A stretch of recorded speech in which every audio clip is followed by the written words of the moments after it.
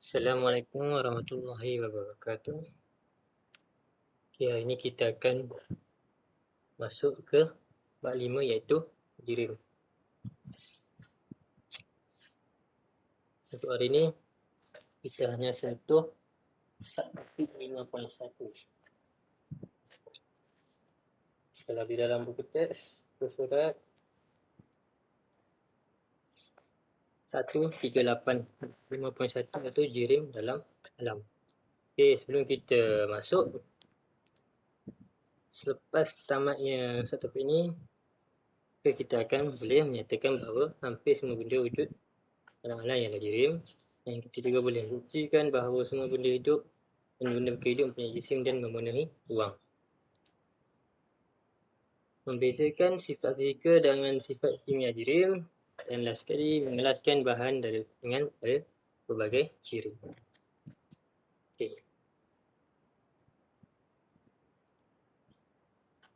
Okey, jirim dalam alam. Jirim bermaksud semua benda yang mempunyai jisim dan memenuhi ruang. Maksudnya semualah.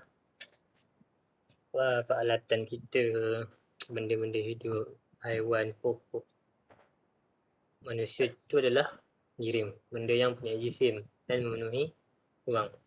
Semua benda hidup termasuklah manusia, haiwan tuan dan mikroorganisma juga adalah jirim.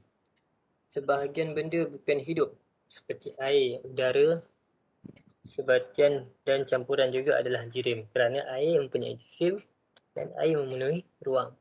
Udara juga mempunyai jisim dan memenuhi ruang. Okey, untuk kali ini kita akan tengok bahan-bahan jirim dan bukan jirim. Ada juga benda dalam alam yang bukan jirim. Jirim adalah seperti tadi, manusia, tumbuhan, batu, air, udara dan juga haiwan. Okey, bukti udara memenuhi jirim dan memenuhi ruang ialah apabila udara dimasukkan ke dalam sebuah belon, maka belon akan mengembang. Itu bermaksud udara mempunyai jisim dan juga memenuhi ruang. Contoh benda bukan jirim ialah bunyi. Bunyi tidak dapat diukur menggunakan jisim dan juga bunyi tidak dapat memenuhi ruang. Seterusnya cahaya. Cahaya juga tidak dapat diukur melalui jisim kerana cahaya tidak mempunyai jisim. Dan seterusnya bayang-bayang dan juga haba. Kesemua benda ini tidak mempunyai jisim yang tetap. Okey. Seterusnya, ini yang tadi membuktikan udara mempunyai jisim dan memenuhi ruang. Okey, cara untuk membuktikan udara mempunyai jisim ialah pertama sekali kita masukkan udara ke dalam dua belon dalam keadaan yang seimbang. Maksudnya kedua-dua belon ini mempunyai udara yang sama jisimnya. Kemudian kita ambil sepatang jarum dan kita cucuk ke dalam belon, salah satu belon tersebut. Maka belon tadi akan berposisi seperti inilah. Satu mempunyai udara dan satu lagi yang tidak mempunyai udara. Yang mempunyai udara adalah lebih berat berbanding yang tidak mempunyai udara. Jadi ini menunjukkan udara mempunyai jisimnya sendiri dan juga ia memenuhi ruang. Tanpa udara belon tidak akan mengembang.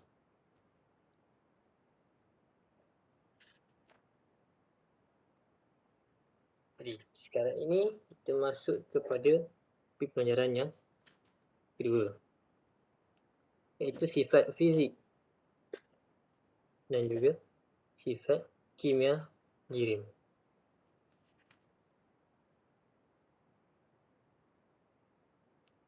Sifat fizik jirim. Semua benda di dalam dunia ini mempunyai sifat fizik, termasuklah manusia. Manusia mempunyai sifat fizikal seperti warna kulit, gaya rambut, ketinggian dan juga jisim manusia itu sendiri. Jadi sifat fizik jirim maksudnya ialah kualiti yang dapat dikenal pasti menggunakan 5 jari manusia dan alat pengukuran. 5 jari manusia adalah rasa, bau, bunyi, berat dan juga suara. Penglihatan, bunyi, suara, rasa dan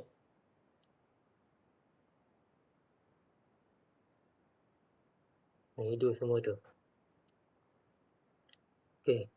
Maksudnya kalau jirim kita boleh rasa, kita boleh hidu, kita boleh lihat dan kita juga boleh rasa melalui lidah kita. Alat pengukuran pula. Dengan adanya jirim kita boleh ukur dalam bentuk jisim dia ataupun berapa berat sesuatu jirim tersebut dengan menggunakan alat pengukur lah. Jadi untuk mengukur jisim kita menggunakan penimbang ataupun neraca puas. Unit bagi jisim, unit SI bagi jisim ialah gram. Jadi setiap jirim mesti mempunyai jisimnya sendiri. Ciri-ciri yang seterusnya bergantung jenis bahan yang membentuknya. Contohnya balon tadi. Jenis bahan ialah balon dimasukkan dengan udara, jadi bentuknya akan jadi bulat mengikut jenis bahan yang membentuknya. Contoh, gula melarut dalam air kopi. Cecair berbeza maka takat didih berbeza. Setiap cecair mempunyai takat didih yang berbeza. Didih ni dimaksud suhu yang dicapai, suhu yang diperlukan untuk cecair itu untuk mendidih. Itulah takat didih. Didih ni daripada air menjadi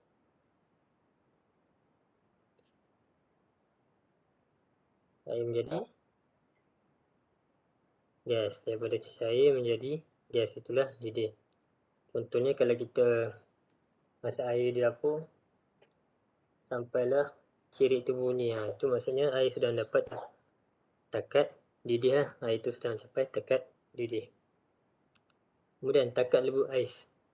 Ais pula kita menggunakan takat lebu. Ais dalam bentuk pepejal. Apabila terkena dengan suhu yang panas, ais itu akan lebur menjadi bentuk cecair, iaitu ais. Bentuk asalnya adalah air, tapi bila dibekukan dia menjadi bentuk pepejal, dan bila dileburkan dia menjadi cecair semula. Itu mengikut bahan yang membentuknya. Kemudian periuk dibuat daripada logam. Konduktor haba. Konduktor ni adalah penebat.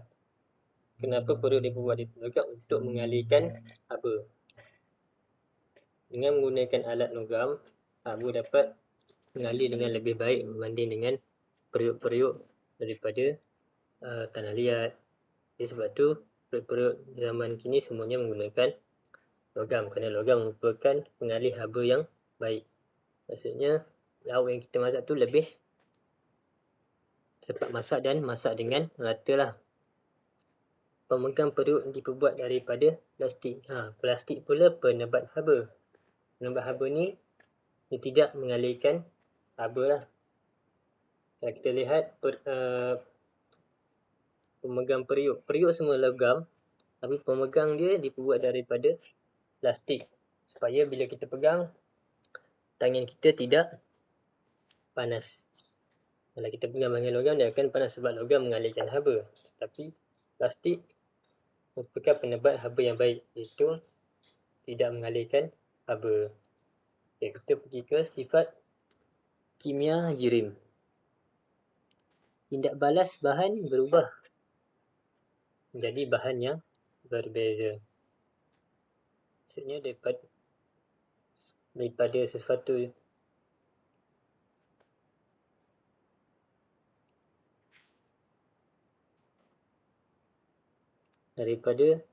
sesuatu benda yang lain menjadi benda yang lain. Contohnya pengaratan bila besi terdedah kepada air dan udara. Contoh, paku yang lama bila kita rendam dalam air dan biarkan dia di luar, dia akan menjadi karat. Jadi perubahan dari segi itu, pada mulanya paku yang baru apabila terdedah pada air dan juga udara, aku boleh menjadi karat. Itu merupakan tindak balas kimia lah. Tindak balas yang berlaku terhadap sesuatu bahan. Contoh kedua, petrol. Petrol merupakan bentuk cecair jika kita simpan ataupun beli di stesen minyak. Itu dalam bentuk cecair. Tapi apabila terkena api, petrol mudah terbakar dan menjadi sesuatu bahan yang lainlah, menjadi bahan yang berbeza, tidak lagi menjadi dalam bentuk cecair, menjadi bahan yang berbeza. Okey, seterusnya kita ke pengelasan bahan. Maksudnya kita kelaskan bahan-bahan ini mengikut 4 kriteria. Itu tempatan, takat lebur, takat didih dan juga keterlarutan. Tempatan kita dah belajar sewaktu di bab yang pertama. Ketempatan sesuatu bahan ialah jisim per unit isi padu bahan tersebut. Jisim per unit ni maksudnya untuk mencari ketempatan, jisim dibahagikan dengan unit isi padu lah. Bagi contoh, gram dibahagikan dengan cm3. Itulah formula untuk mencari tempatan. Tempatan ialah kebolehan bahan terapung dan tenggelam. Bahan yang kurang tempat akan timbul, bahan yang lebih tempat akan tenggelam. Sebagai contoh, minyak dengan air.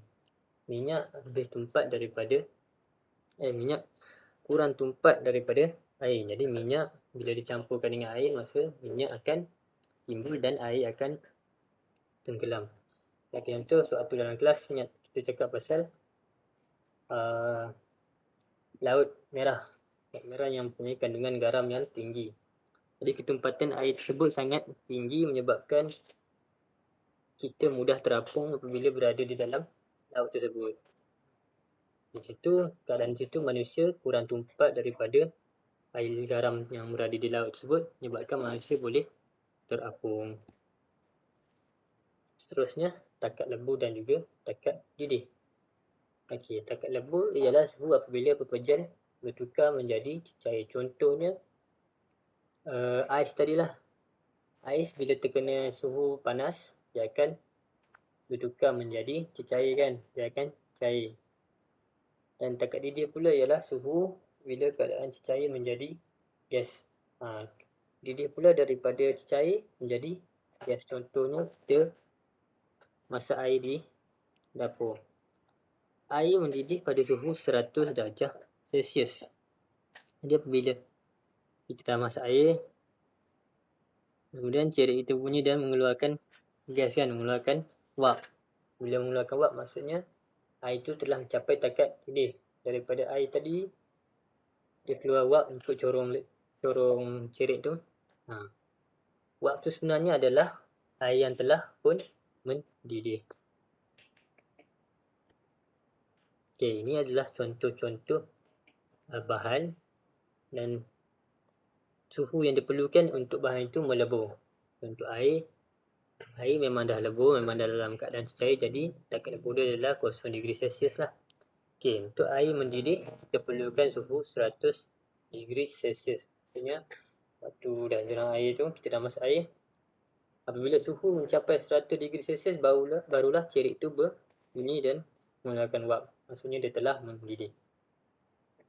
Alkohol pula memerlukan negatif 117 darjah Celsius untuk melebur. Dan untuk mendidih, dia memerlukan 78 darjah Celsius. Lebih rendah daripada air tadi. Jadi kalau kita panaskan alkohol, dia lebih mudah mendidih daripada air. Kuprum yang merupakan dalam bentuk pepejal memerlukan 1085 darjah Celsius untuk lebur. Suhu yang sangat tinggi untuk meleburkan kuprum.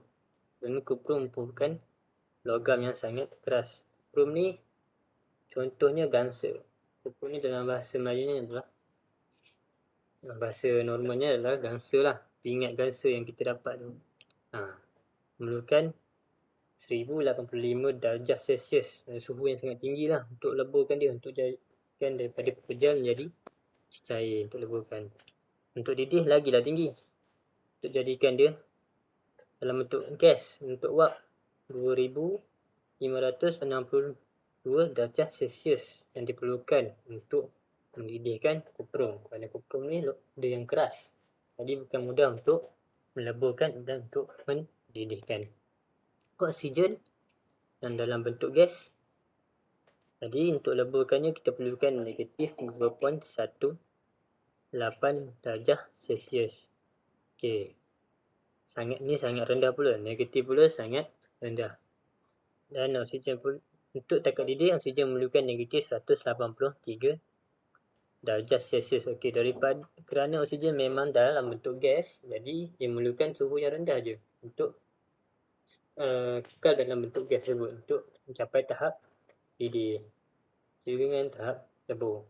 Berbeza dengan kuprum, daripada pepejal nak lebur dan nak didih memang susah berbanding dengan daripada bentuk cair dan juga bentuk gas. Seterusnya adalah ketelarutan. Ketelarutan ialah kebolehan bahan melarut di dalam pelarut untuk membentuk larutan. Ia bergantung kepada ciri-ciri fizik dan kimia bahan pelarut dan pelarut. Sebagai contoh, kita bancuh air, kita letak gula. Itu merupakan, gula tu akan larut dalam larutan air kan. Itu merupakan contoh ketelarutan lah. Bila air yang panas, gula lebih cepat larut berbanding dengan air yang sejuk. Jadi suhu memainkan peranan dalam ketelarutan.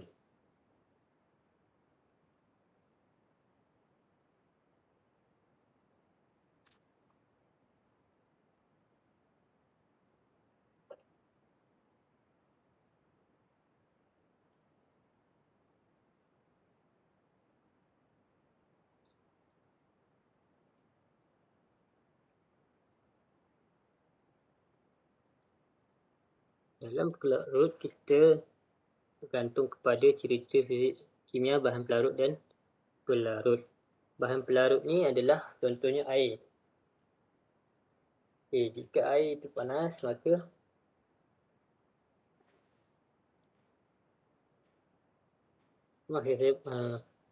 bahan larut ni ialah gula contohnya, dan pelarut ialah air. Jika bahan larut ditukar menjadi benda yang lebih, tukar larut sebagai contoh, kita letak ubat gegat atau nafta renang. Kita letak ubat gegat dan kita cuba larutkan dalam air. Lebih sukar berbanding nak larutkan gula dalam air.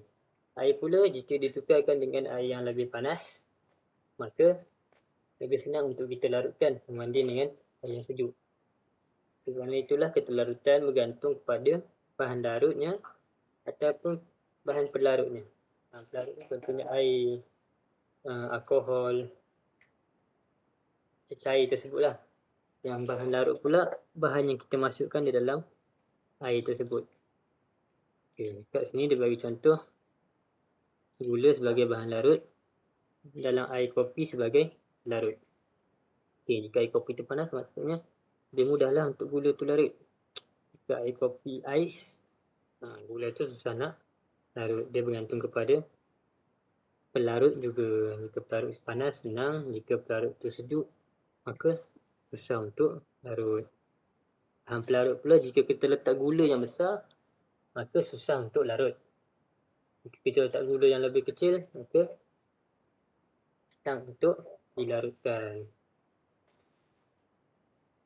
Okey, jika dah tengok video ni, boleh komen dekat bawah sebagai kehadiran komen, dan ada soalan iaitu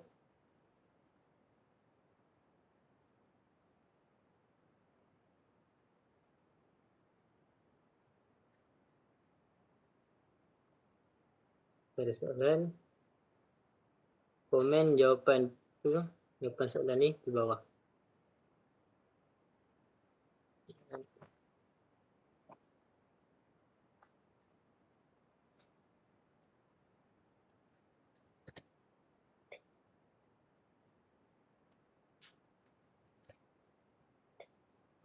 nyatakan tempat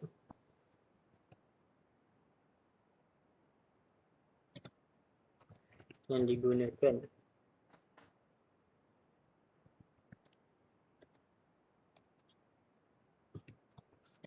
menjelaskan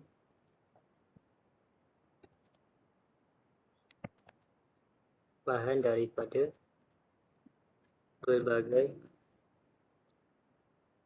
ciri.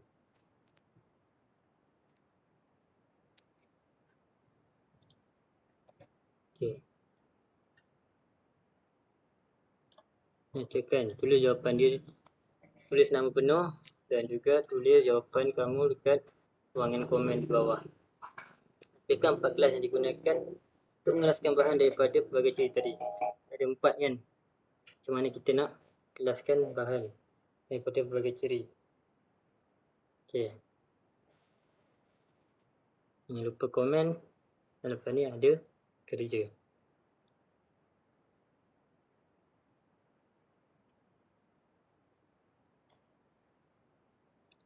Ada komen sebagai kehadiran tau. So kena komen. Okey, itu saja untuk hari ini. Assalamualaikum warahmatullahi wabarakatuh.